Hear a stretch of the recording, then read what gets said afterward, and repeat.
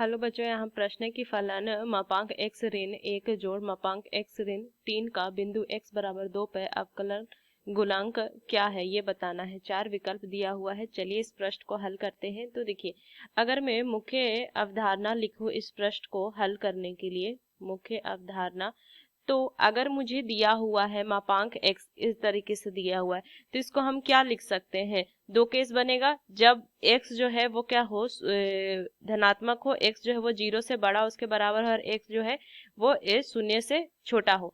तो यहाँ से ये कैसे खोलेंगे मापांक को, एक हो जाएगा धनात्मक x और एक ऋणात्मक x। ये इसका मतलब क्या हुआ कि ये ऋण में जो x होगा उसके आगे क्या करेंगे, ये ऋण चिन्ह दे देंगे। तो बस इस तरीके से मापांक को हम खोलते हैं। तो मुझे ये जो दिया हुआ है इसको y मान लेते हैं। फलन मापांक x ऋण 1 जोड़ में मापांक x ऋण 3 ये दिया हुआ है मुझे। अब यहाँ से अगर मैं देखूं तो इसको क्या लिख सकती हूँ, x बराबर 2 पे अवकलन गुणांक निकालना है, तो x बराबर 2 पे अगर मैं देखूं तो क्या लिख सकती हूँ, y बराबर, ये तो धनात्मक ही मान हो जाएगा।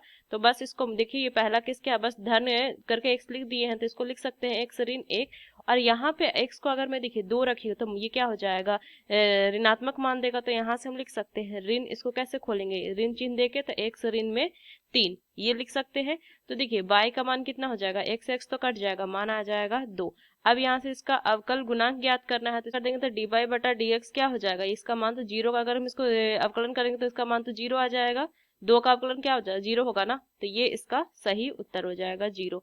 तो देखिए सी विकल्प इसका सही उत्तर है। तो इस मुख्य अवधारणा का इस्तेमाल करके मैंने इस प्रश्न को हल किया। आशा करते हैं प्रश्न आपको समझ में आया हो। धन्यवाद।